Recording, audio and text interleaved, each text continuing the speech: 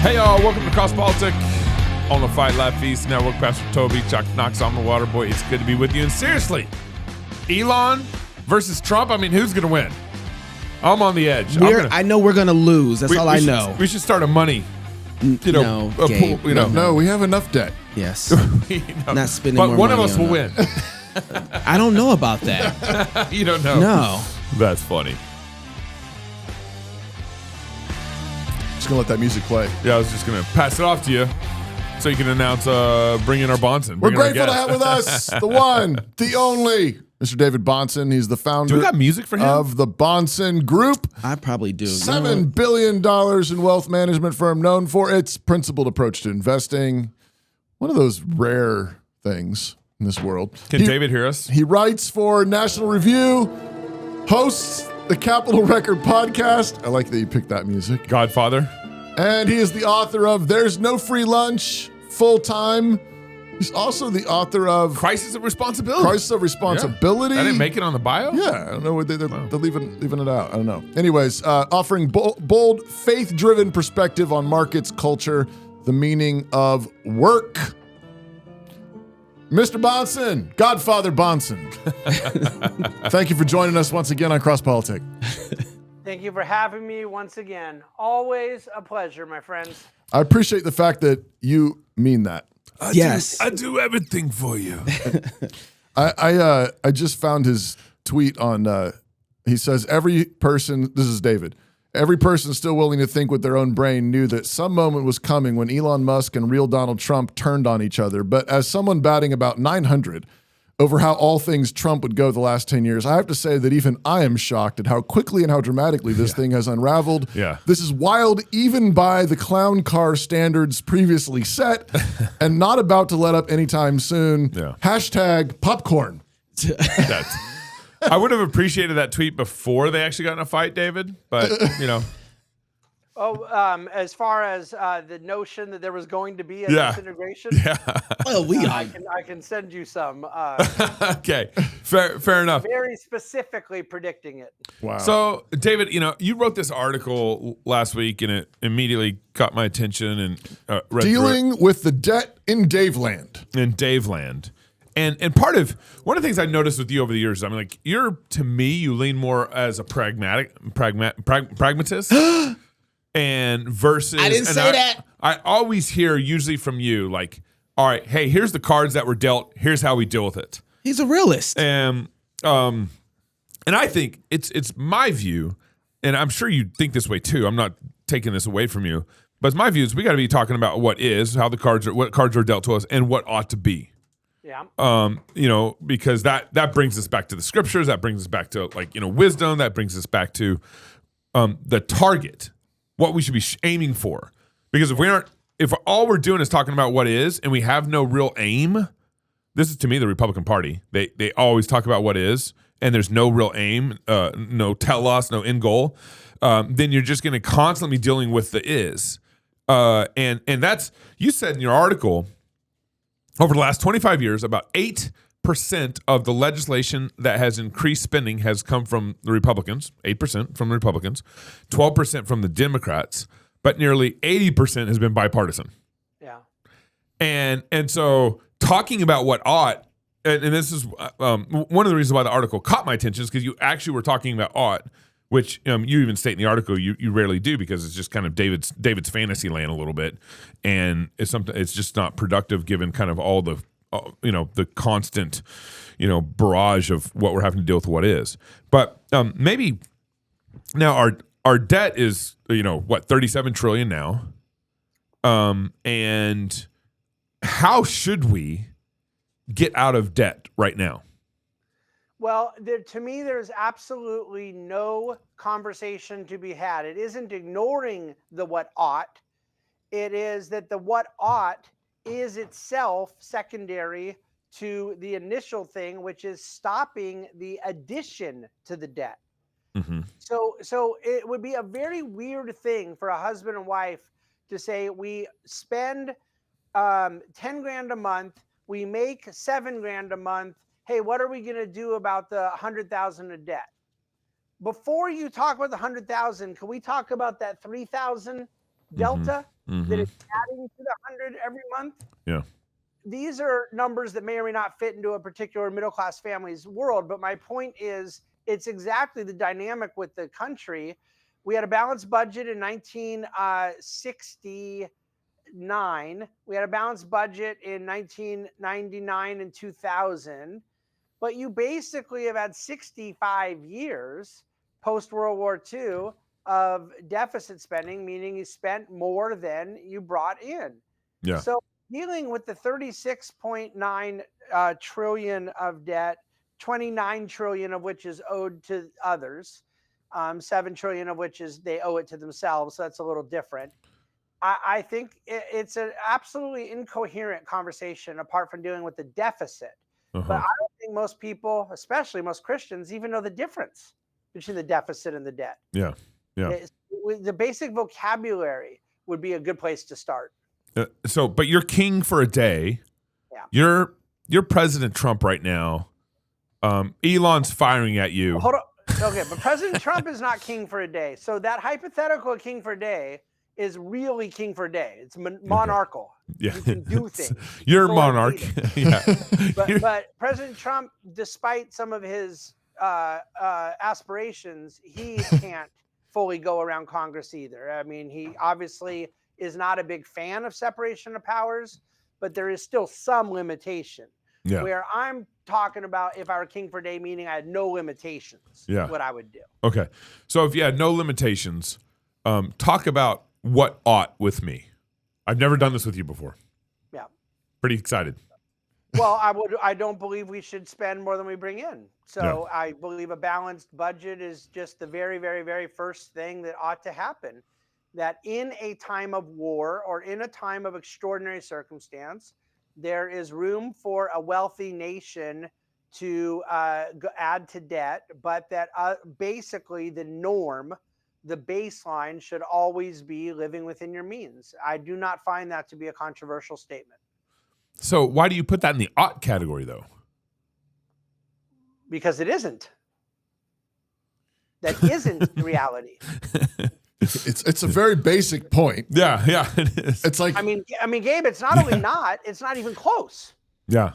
For 65 years, we're running deficits, and we're running them at the tune of trillions of dollars. This is what people when they don't understand the difference between debt and deficit. The deficit in 2019, that 1 year, was larger than the total national debt when Reagan left office. And then COVID, we blew it out, and then it has stayed up. And in 2022, under Biden, the deficit was only 1.4 trillion. That's the smallest deficit we've had in the last 6 fiscal years. Right. And in that 20, was our responsible year, was 1.4 trillion. That's unbelievable. And we're not in a war. Yeah. And we have not been in a recession. Yeah. Right. And 2021, it was up to 3 trillion. Right. And again, if people want to say that there was some rationale around the excessive spending of COVID, and then I can come and say, well, a lot of that was self-made problems. Yep. You forced lockdowns that then forced economic interventions. Right. But I mean, that's a separate litigation. You guys have done it a ton. I've done it a ton. Yeah. I would still say, what does that have to do with 2025? Why are the spending levels necessary at the COVID emergency level? Amen. Yeah, 100%. Amen. There's no answer for that. That's what has people like Musk piping mad and 2 or 3 people in the Congress. So 2 or 3. Ain't that the truth? Rand Paul, I know, for real. Yeah. So David, can I ask you a question? How much money do we bring in versus how much money we spend? And then what are the things in there that we need to start cutting in order to make that right? Well, round numbers, roughly 4 trillion of revenue and roughly 6 trillion of expenses. It's a little bit less than that. Expenses 5.9. Revenue could be anywhere from 4 to 4.1, 4.2. But I mean, that's the delta. So, there's an argument to be made that I would make. In other words, I could make an argument that if we brought in 6 trillion and spent 6 trillion, that's a bigger problem than if we brought in 3 trillion and spent 4 trillion. Now, the 3 to 4 is -1. Yeah. That's irresponsible. But 6 to 6 is also double the size of government. Yeah. So the fiscal paying for the stuff you're doing is one problem, but what you're doing is another problem. And as an economist, I don't measure it. I don't look at Apple's expenditures and then my kid brother and go, well, my kid brother's more responsible than Apple. He's spending a lot less money. Apple is spending a lot more because they're a lot larger, right? The issue is expenditures divided by revenue. The debt divided by the size of the economy. This is what has changed. And everyone, for all how much they love to dump on Bush, the economy grew the same size the debt did up until 2008. Yeah. The debt blew out. The debt grew. It didn't blow out under Reagan, Clinton, and Bush Jr., Bush Sr., Bush Jr. Yeah. The debt to GDP never inverted. Yeah. We always had a faster growing economy than we did debt. Yeah. Where it changed was then in the last 15 years, out of financial crisis, going forward through the Obama years, and then it went into crazy mode in the Trump years and sustained it in the Biden years. Yeah. We're now running budget deficits, an annual deficit that is over 6% of GDP. We're growing GDP between 2 and 3%. Yeah. You can't grow the debt at double the speed of the economy. In theory, you could grow the debt and the economy at the same speed forever. Right. I don't like it. Right. It mathematically doesn't lead to some reckoning. Yeah. But we have not been doing that. In one sense, so I don't want to put this in the wrong category here because there's this whole post-war consensus people going after boomers in a way that I think is dumb. But in another sense, it's like dumb is a nice word for it. Yeah. What is a nice word? Dumb. Dumb. Yeah. But in one sense, like the last generation of political leaders really is spending and getting us more and more in debt. They're screwing my generation.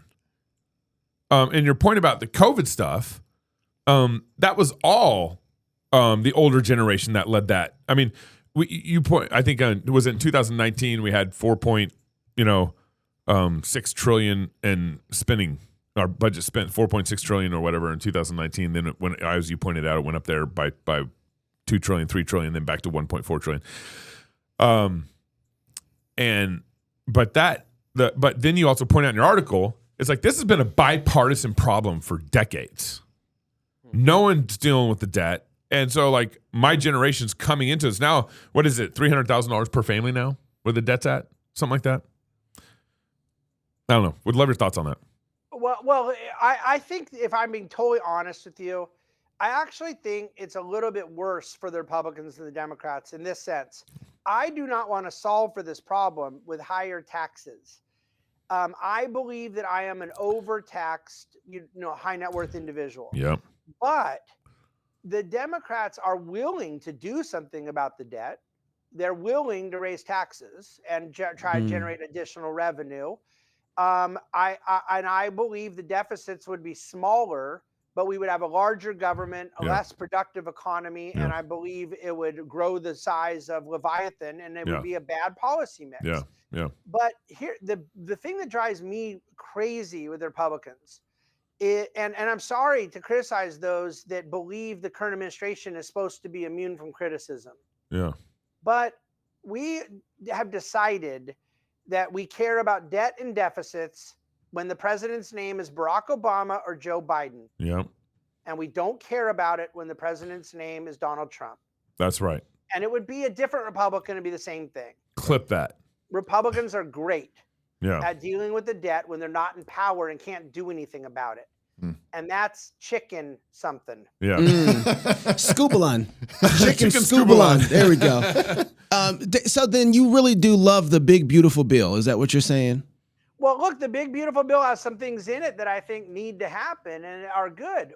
My biggest criticism of it, besides its unwillingness and inability to deal with the elephant in the room, is it's become intolerable for me to hear the president lie about the bill and his sycophants eat it all up. Like, I would just like someone to have some intellectual integrity.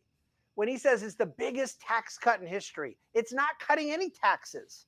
It's just extending the tax cuts already in place. Oof. Do you get to do that in your life? Do you get to say, I cut spending because I was going to be spending more and I decided not to? or there was going to be this additional deal, but now there's not. So it's a cut. Mhm. It's not, if you're paying the same taxes next year that you paid this year at the Yeah. same income, Yeah. was that a tax cut? No.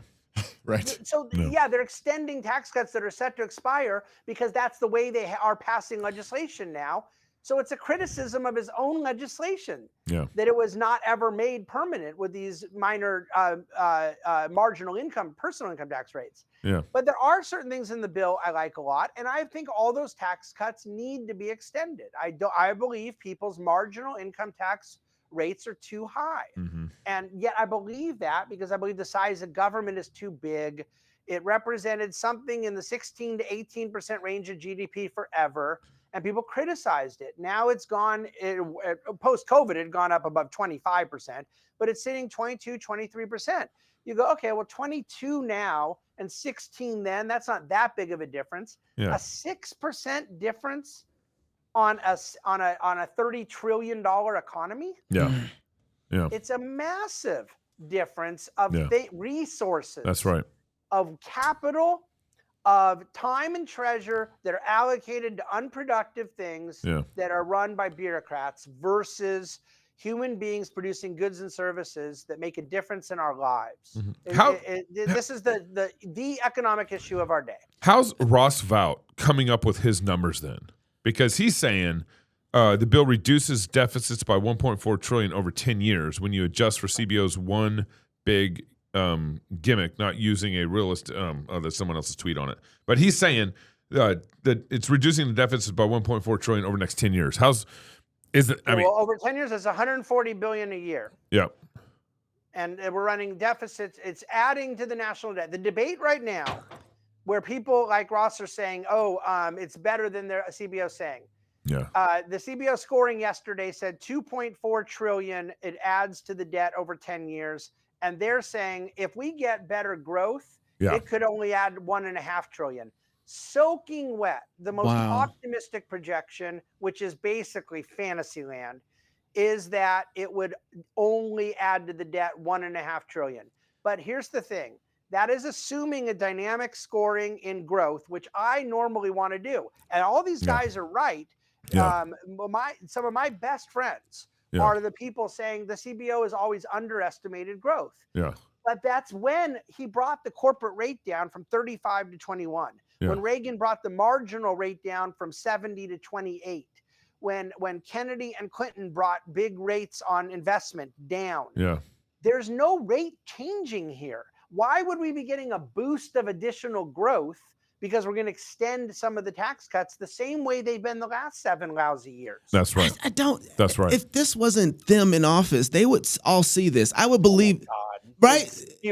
They'd skewer it. Exactly. So then there's something else. I know. Why have all of a sudden we've gone brain dead? And it seems like Massey is the only person who seems to have some common sense still in the conversation. Look, and I'm critical of Massey on this because I think having the right view on it this is why that ought and is thing that Gabe teed up at the beginning is so important. You can't be effective as a Massey if you're not an incrementalist. We're not going to cut 2 trillion in a year in 1 year. It's not going to happen. So the only seriousness has to be incremental, but let's be incremental. We're not doing that. And then this is where I fully agree with Massey and Rand Paul and some of the others. Why are the Republicans afraid to hit the heavy things?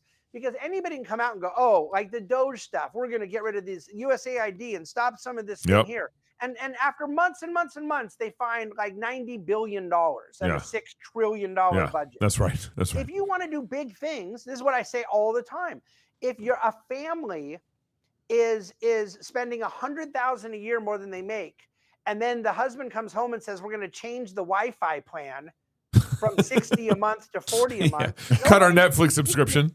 Nobody should be taking that husband seriously. And sure, save your 20 a month. That sounds great. Yeah. But let's deal with the big thing. The big thing is Medicare, Medicaid, Social Security. That's so we're right. not going to talk about That's it. right. We're having a dishonest conversation. That's right. And that's what you just labeled was like 50% of what our spending is on in America, right?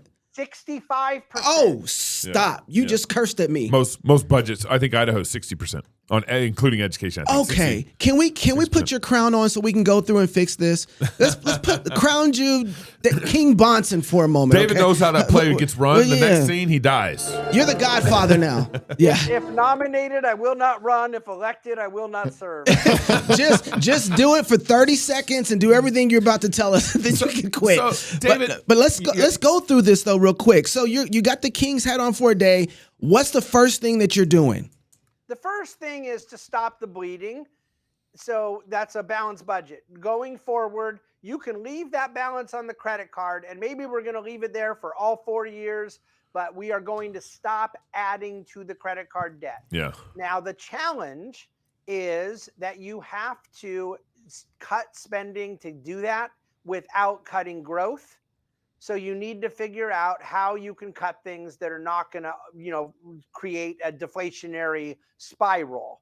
And that's where it's very easy to talk about fraud, waste, and abuse, but there's not as much of it as people want to pretend to move the needle. So that's why I propose you start with a balanced budget amendment, and then how do you make it enforceable? I suggest Congress doesn't get paid. You can't make them work for free.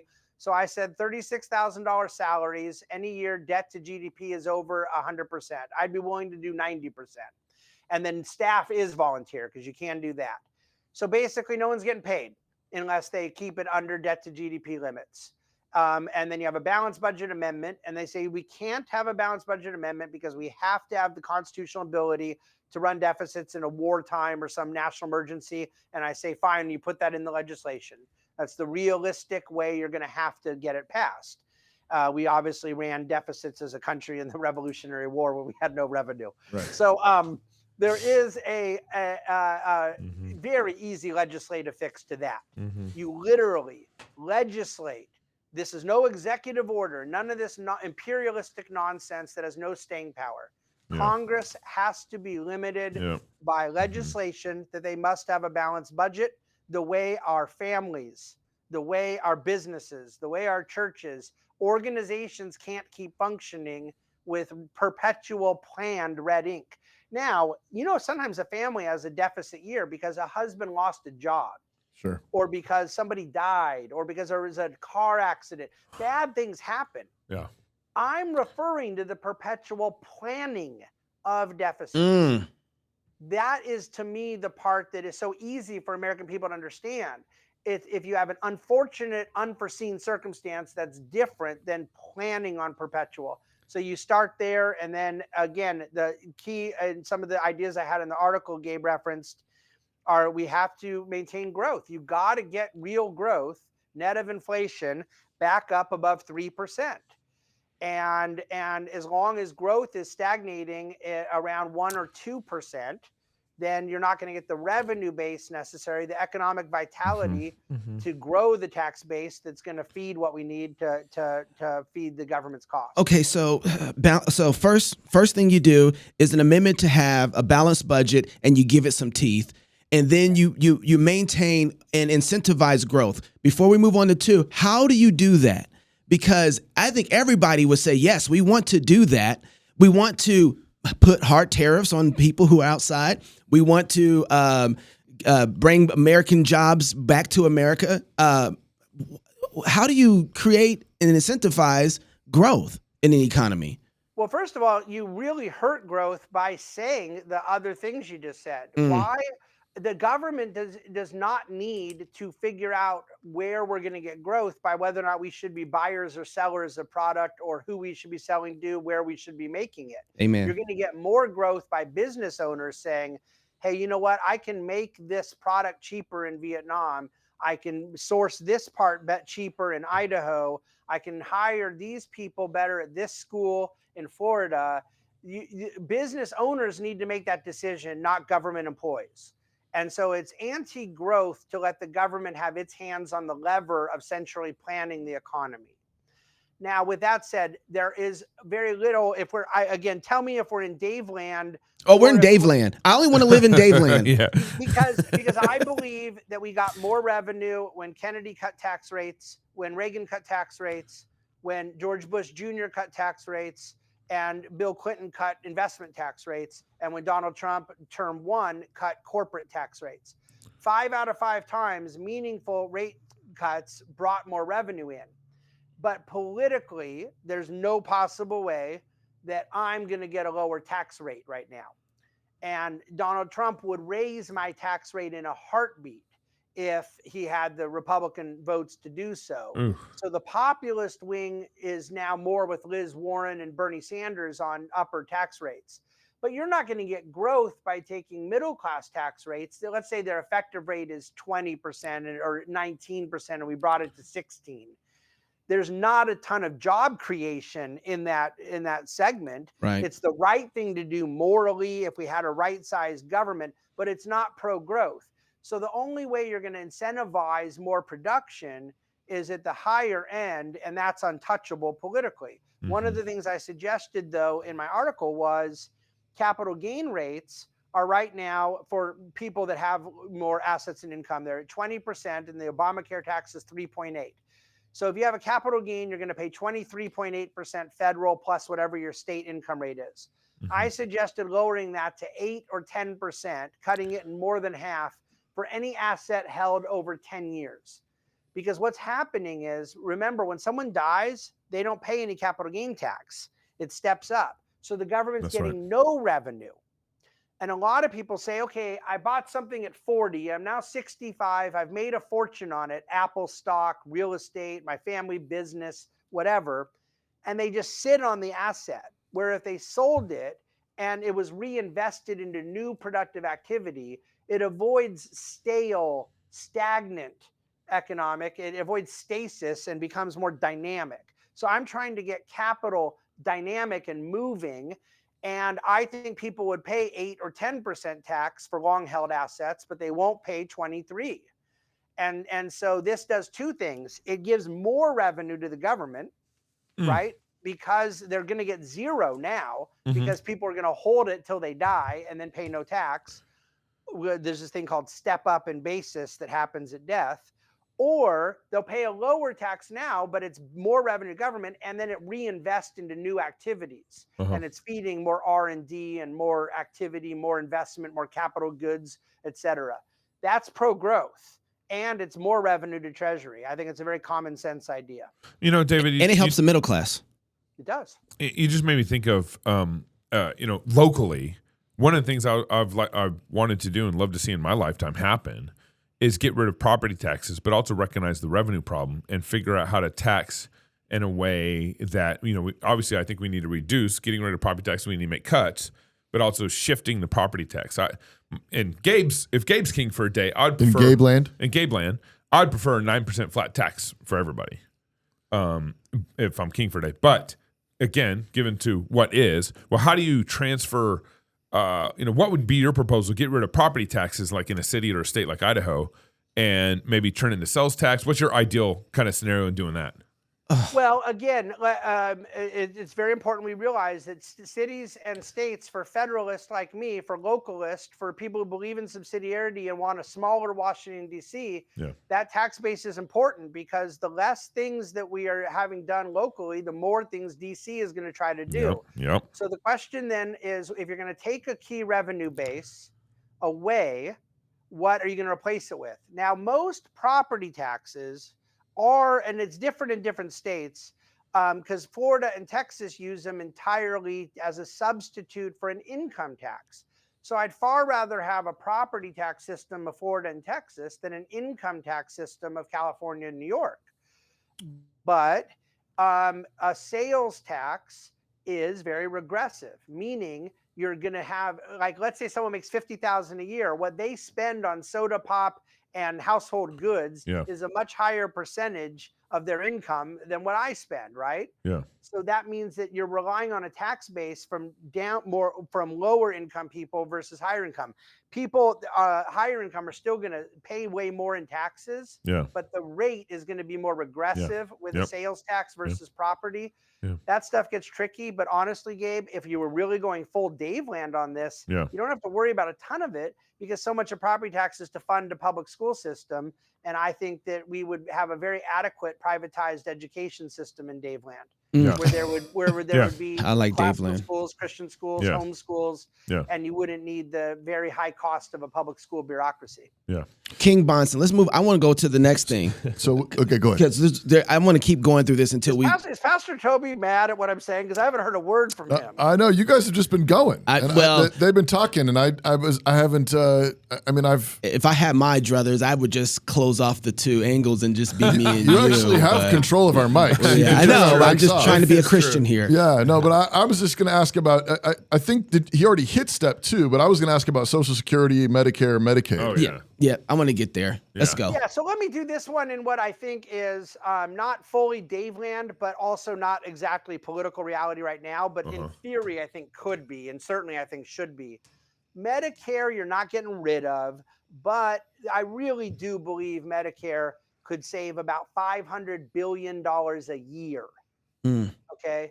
If you were to move to a premium support plan. In other words, the money we're spending on Medicare now, instead of it being essentially unlimited medical coverage to seniors, giving them the premium to buy their own insurance plan. Then people could buy cheaper and more expensive plans customized to their needs, their health, their dependents, their situation. That you would right now, whenever you're over insuring, then you're now creating a ton of additional cost. So they have a Medicare Advantage component now, but it's optional, right? You need to make this the substitute for Medicare. And it would take a lot of work. You have to do it gradually, and you have to protect seniors who already have promises and are relying on things. You know, the first person that is ill that you take away coverage, you can't do that. And I know so many Republicans say, no, I don't care. I'll do it tomorrow. It's just dumb. You can't do it. So you got to do this gradually. Medicare moving over time to a premium support plan would be a big deal. Social Security is so easy. Paul Ryan had a brilliant plan 10, 15 years ago. It penciled very well. It's just that they demonized them, and now everybody's afraid to touch it, and no one more afraid to touch it than our current president. But the spreadsheet is there. You can turn the knobs.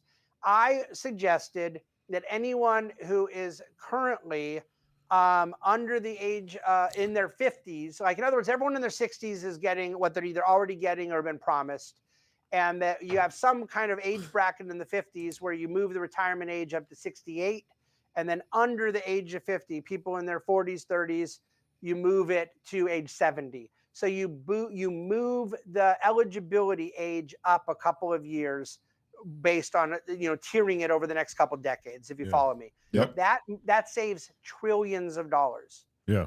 There is no need for people of my income and net worth to be getting a cost of living adjustment in social. You means test the adjustment. And you just say certain people, I suggested $150,000 a year. They can still get their social. It was promised to them. But if they have $150,000 of income from their investments and pensions and whatever sources of income they have, they don't get the automatic increase. That is a massive saving to the system. But then the biggest deal is to offer a buyout at a discount. And I don't just mean the normal discount of doing the math of discounting the future cash flows to what the number would be. Like, when someone wins the lottery and they do the math to say you could get this, but if you take it all up front, it's this. Yeah. I'm saying from that number, discount it further. Yeah. So it's a gift to the government that a whole bunch of us, including me, would take in a second. Yeah. Basically, if you had the opportunity to buy out your lifetime access into Social Security, you would say, hey, we'll give it at a discount. Gabe can buy himself out, and then he can do whatever he wants with retirement. At that retirement age, you would now take a lump sum distribution at a discount to the discount. I see. What about me, who's, let's say, my 25-year-old son I don't want him on Social Security. He doesn't want on Social Security. He probably won't even see it in his lifetime if everything keeps going. And he just says, I want to buy out my participation in Social Security at $20,000 or something. And then he could buy out and then create his own investment in his retirement. What about something like that? Yeah, there's. It depends on how land we're talking about. I certainly love the idea of younger people being able to opt out or go into private investments or whatnot. The problem, though, based on the current obligations to current retirees and the birth-death rate, the system needs young people paying in and old people taking out. And so there is some complexity around that idea, but conceptually, I like it. It just isn't very realistic. Because the idea there is like eventually I want to figure out how to phase out Social Security. Yeah. And so that's a Dave Land kind of thing, but there is almost no consensus in the country for that. Yeah. Very few people. Everybody says it's reckless that they didn't fund it. Everybody says it's ridiculous that we created something for people dying at age 60 and now they're living to age 80 and 90. There's all kinds of problems with Social Security, but there's, I think, like 87% of people that believe we should have a retirement social, some sort of safety net. So again, I'm kind of going back and forth between what is and what ought to be. But I would certainly wish there had never been a Social Security system. But we're a long ways away. I can promise you that's not going to happen in your lifetime or my lifetime. I get to talk whenever Gabe says I should read an ad, so I'm not going to read an ad because I want to ask a question. He's like, you can talk now, Toby.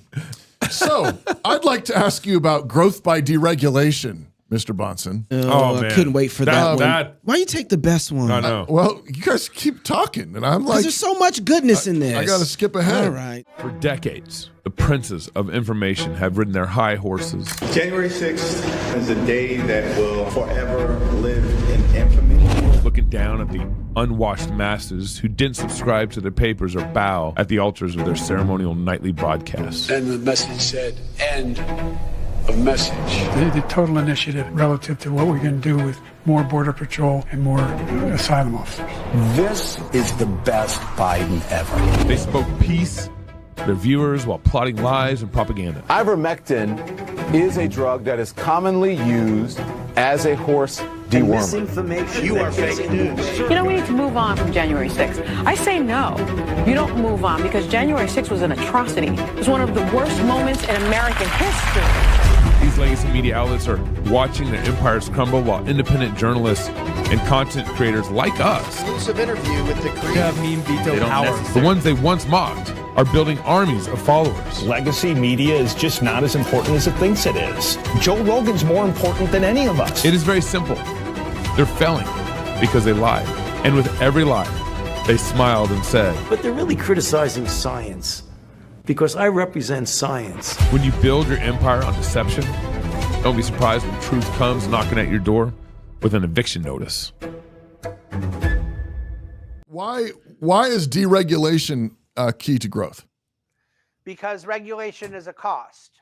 So this is just a syllogism. If regulation is a cost that gets in the way of growth, deregulating removes an impediment to growth. But it's more than that because there's leverage on it.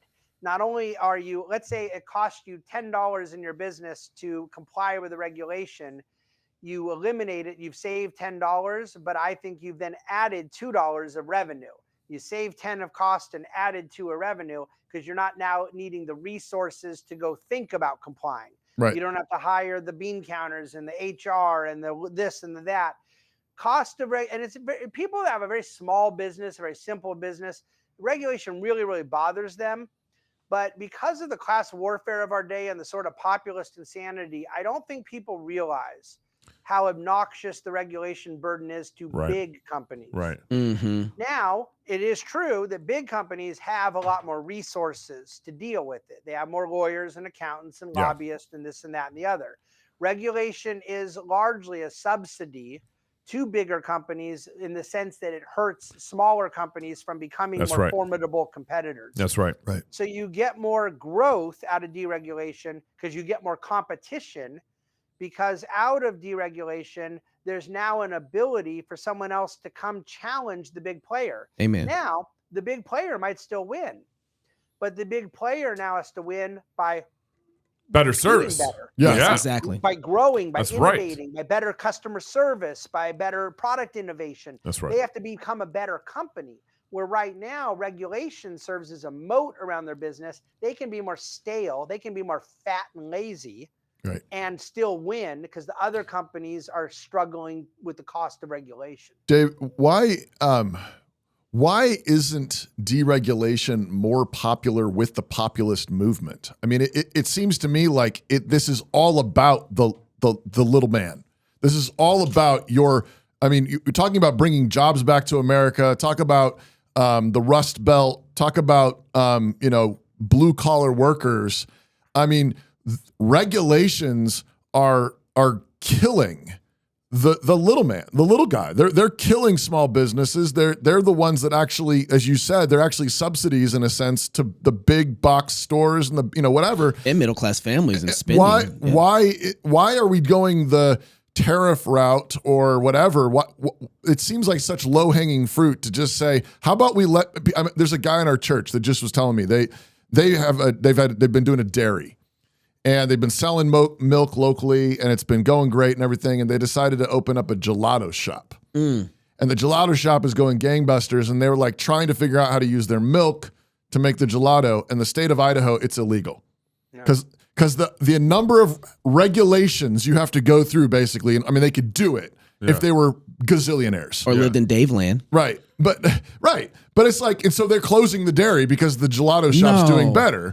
But it's like, it's kind of stupid in a certain sense. And I look at that and I'm like, you're kicking these basic workers in the head. Yeah. And then you're saying, don't worry, we're going to tax imports. Yeah, here you go. So not just tax imports, but then you're going to do all this because you believe you're going to create jobs that are going to do what? Go to unions, according to the president. Right. He was hugging the head of United Auto Workers on the Rose Garden lawn when he announced Liberation Day. No. So are these unions pro-regulation or anti-regulation? We know the answer to that question. Yeah, 100. But why is it not? I mean, there's the Trump thing, and maybe that's the answer. But why are not more populists, like the populist movement, saying just sort of old school, like we are Americans, we get to work, we get to start companies, and you all need to stay out of our business? But I think, Toby, respectfully, I think you're confusing populism, or you're presupposing something very generous about populism, that it might have a laissez-faire, libertarian, traditionally conservative, dare I say, classically liberal streak. Yeah. But populism doesn't have that. It is rooted into something fundamentally, whether it's right-wing or left-wing populism, that is, by definition, this is a tautology. It is focused what is most popular, right? If what is most popular is, let's go regulate this other company to give me more jobs, or at least that's what he says he's going to do. And the unions are going to promise a certain wage, and we're going to punish the man because I'm going to get paid triple pay for overtime. That's what populism is, and it sells. But then you need a group of people to organize around. So who are the organizers? Unions. How do they hold the power? They got to promise a bunch of toys to the populists, and then they have to go regulate to hold on to power. So it's a vicious cycle. It's a power dynamic that's as old as, dare I say, 1 Samuel. Yeah. You made me think of, as you were talking, and King Bahnsen, as you were talking, it made me think about Lord of the Rings. It's the ring. Everybody just wants it so they can use the power for their own end. And it's not that, I get that, I understand that, but the thing, it's not the populist movement that I'm more upset with, it's the Republicans. I don't hear deregulation inside of the Republican movement myself either, unless they've become more populist themselves. Well, but you're confusing two things there, but in the sense that a political party is not a movement. A political party is trying to get a coalition of different movements all together to win enough votes to win an election. And so within the Democrat Party, you had a movement of pro-aborts, a movement of unions, a movement of public employee unions who are the worst, a movement of various issues, and then you try to harness it together to create enough overlap to win an election. And Bill Clinton did it successfully. Barack Obama did it successfully. And then, of course, on the right, you've had the same. Now, the most famous one was really a good moment for traditional conservatives like myself, because I was on board with the coalition that, I'm staunchly anti-communist, and I'm a free market conservative, and I'm a social conservative who believes in traditional values of life and marriage. And so those three-legged stool became a voting coalition in the Republican Party, but it was also reasonably aligned to Bill Buckley conservatism, which is how I was kind of raised.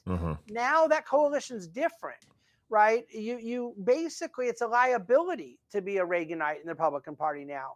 And so the populism of the Trump moment, for all the good things that President Trump has done and could do, and I hope will do, but it's a different coalition now politically.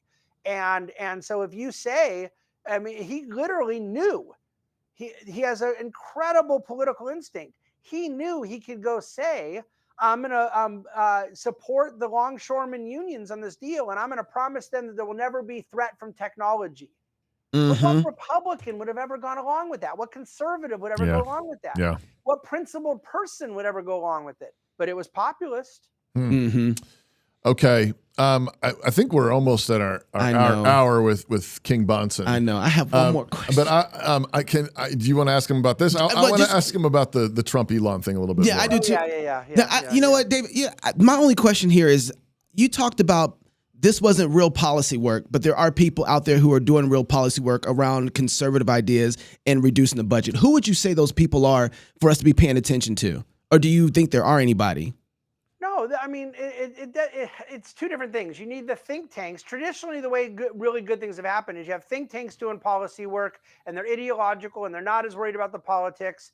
And then they're sending stuff to the political realm where it has to get translated into the art of the possible. So a great example in the supply side tax revolution is you had guys like Art Laffer and Larry Kudlow and Steve Forbes, Jude Wanniski, Bob Mundell, that were the think tanks coming up with the ideas. And then it would go to Jack Kemp and Ronald Reagan, and it would become policy. And there's so many other examples that you've seen with like Federalist Society on the legal side, right? Sure. There's people that have a legal philosophy, and then they had to translate it into the policy side to eventually get a judiciary. That's what I think is the need of the hour. James Davison Hunter talked about the need for elites to network. And I think there's a sort of tactical advantage to that you need policy people to lead, but then it has to get to political people. And there, along the way, there's room for tacticians, for journalists, like Bob Bartley in the Wall Street Journal. They became an advocacy for supply side tax reform. Ideally, the left has done this very well with think tanks and universities. Yes. So you get New St. Andrews, you get Hillsdale, you get Grove City to be leaders, to drive policy. That will help a lot, but we're just a gazillion miles away from that. Okay, so you got your popcorn. We've got Elon and Trump spatting like, I don't know, middle school girls? Children. Anyways, you said, you saw this coming. You assumed this was going to happen. Where do you see this going? And let me start with actually number one. Is it just a weird, jock fight, or is this actually a principle? Yeah. Is this an issue, or is it a psyop?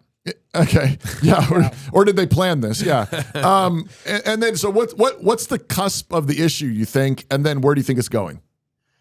Well, I think it is evolving very quickly, and there is absolutely no question that there's more behind the scenes than is in public consumption. The notion that Musk would say that, I just got very mad because the bill doesn't do enough to deal with debt is preposterous. I think he is very frustrated with the bill, but there's obviously something very, very personal around it. And then for the White House to come say, he got mad that it takes away the EV tax credits. But that wasn't new news. That had been there for weeks already. That's been part of their funding mechanism to take away some of these Green New Deal tax credits for a while. Which Elon supported. Which Elon supported getting rid of them. Correct. Right. Yes. Well, correct. he did. Now, in fairness to the other side, he supported getting rid of them now that Tesla is a multi-trillion-dollar company, and he supported getting them the first 10 years. But that is the way the cronyism works, is It's the ring. always favor getting rid of the things after you've already benefited from them. That's right. That's right. So I don't want to give him more credit than he deserves for it, but you're bringing it up for a good reason, because it does disprove the White House's theory of the case, and Speaker Johnson yesterday saying, oh, it's unfortunate that he's mad about that. And then, of course, he is so livid that they have said that, then he's decided to elevate it to another level. And, look, I think he's right that the president very likely would not have won without him. I think it's a massive amount of money he spent. I think he was total. My main predictions back in November, December, I said this on television a couple times, is there's no way a guy like that was going to be able to tolerate how government works.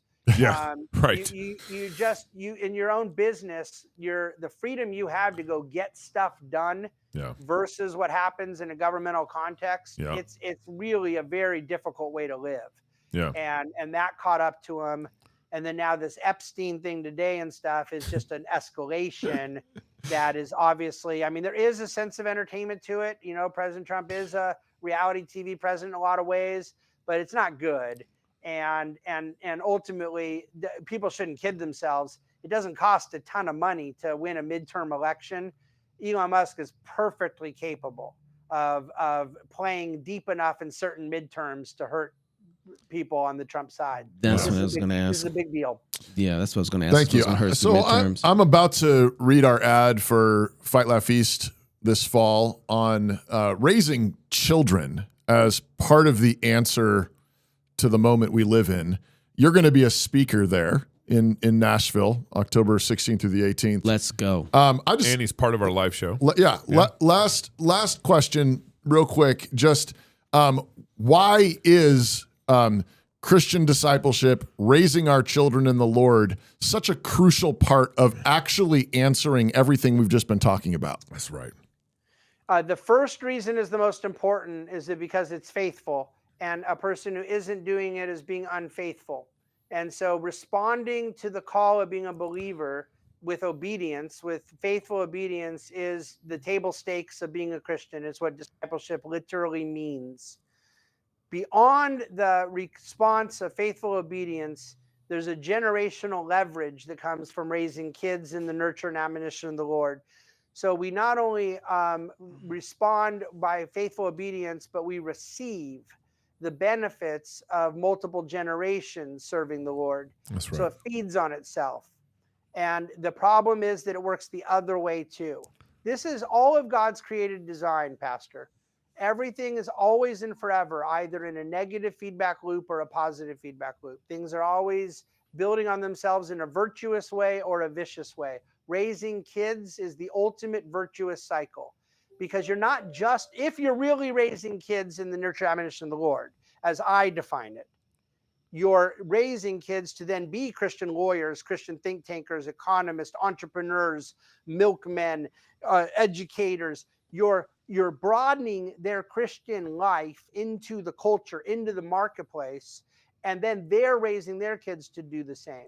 This was God's whole design, by being fruitful, multiply, filling the earth. So it's all at once a blessing that then creates more blessings. Mm-hmm. Yeah, that's brilliant. We always appreciate you, sir. Man. Thank you for joining very us. much. And we are very much looking forward to having you back in Nashville this October. 100%. Appreciate you, brother. A great evening, sir. Thank you, guys. I'll close out by telling you that I love all three of you, and I would do anything for you. Thank you all very much. Thank you, Appreciate you, brother. Thank you. Love you too, brother. Yes, sir. In a garden long ago, our first parents fell to the Dark Lord's deception, sparking a cosmic war between light and darkness. Today, that battle rages in the hearts of the young, future warriors in a struggle as old as time. Dark forces cloak their lies in promises of peace, wielding imperial government schools, trying to mold children into minions of a godless empire. Yet hope rises. Nearly 10 million kids and counting have escaped, trained by parents and faithful Christian schools in the ways of the light. The resistance is growing, so join the rebellion. This October 16th through the 18th, this fall, 2025, at Rocketown in Nashville, Tennessee, the faithful gather to strategize and rally. Train the young to launch them into battle. The Spirit is with us. Christendom's war begins anew. Go to fightlaughfeast.com to register now. Fightlaughfeast.com. This is the Fight Laugh Feast Conference 2025. School Wars, rebuilding Christendom with your kids. So if you're single, get married. If you're married, have you some kids. And if you have kids, go baptize them. Until tomorrow, love God with all your heart, soul, mind, and strength. Love your neighbor as yourself. Go fight, laugh, and feast. This is Cross Politic.